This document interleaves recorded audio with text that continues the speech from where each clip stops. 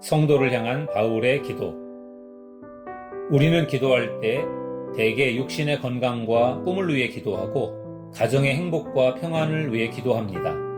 그런데 에베소 교회 성도들을 위해서 기도하는 바울의 기도를 보면 우리가 기도하는 내용과는 달리 육신적인 것보다 영적인 것을 구하는 것을 보게 됩니다. 이 시간에는 에베소 교회 성도들을 향한 바울의 기도에 대해서 말씀을 나누겠습니다. 첫째, 멈추지 않는 감사 기도를 했습니다. 바울이 로마 감옥에 갇혀 있는 동안에 감당하기 힘들고 어려운 일이 많았을 것입니다. 그런데 이런 상황에서 바울은 자신을 위해 기도하기보다 성도들을 위해 기도했습니다.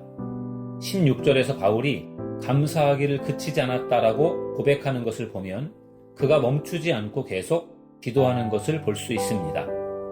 사무엘은 이스라엘 백성들을 위해서 기도하기를 쉬는 죄를 범치 않겠다라고 다짐할 만큼 멈추지 않고 계속 기도했습니다. 바울은 데살로니가 교회 성도들에게 보낸 편지에서 쉬지 말고 기도하라고 말하면서 이것이 하나님의 뜻이라고 말했습니다. 사무엘이나 바울에게는 멈추지 않고 계속 기도하는 것이 당연한 일이고 기도를 쉬는 것이 죄라는 의식이 있었던 것입니다. 그러므로 우리도 멈추지 않고 계속 기도해야 합니다. 둘째, 하나님을 더 알도록 기도했습니다. 바울은 에베소 교회 성도들이 하나님을 더 알게 해달라고 기도했습니다. 바울은 하나님께서 성도들에게 지혜와 계시의 영을 주셔서 그들이 하나님을 알게 해달라고 기도했습니다. 구약 성경을 보면 성령을 지혜의 영으로 부르기도 했습니다. 따라서 우리가 성령을 받으면 하나님께서 지혜를 주셔서 하나님을 더 알게 될 것입니다. 바울은 하나님께서 마음의 눈을 열어주셔서 성도들이 하나님을 알 수 있게 해달라고 기도했습니다. 바울은 영적인 눈이 열리면 하나님께서 우리를 부르신 목적을 알게 되고 또 기업의 영광의 풍성함, 다시 말해서 천국에서의 풍성함도 알게 된다고 말했습니다. 그러므로 우리도 영적인 눈이 열리도록 기도해야 합니다. 셋째, 하나님의 크신 능력을 알도록 기도했습니다.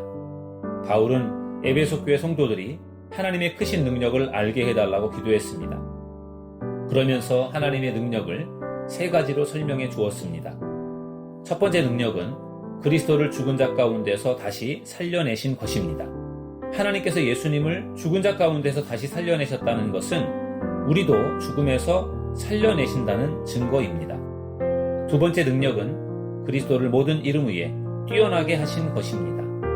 하나님을 믿을 때 하나님께서 우리에게도 이 세상의 그 무엇보다도 탁월한 능력을 주실 것입니다. 세 번째 능력은 그리스도를 몸된 교회의 머리로 삼으신 것입니다.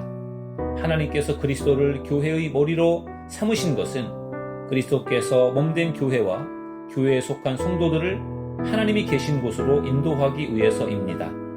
그러므로 교회의 머리 되신 그리스도를 따라갈 때 우리도 천국에 이르게 될 것입니다. 감사합니다.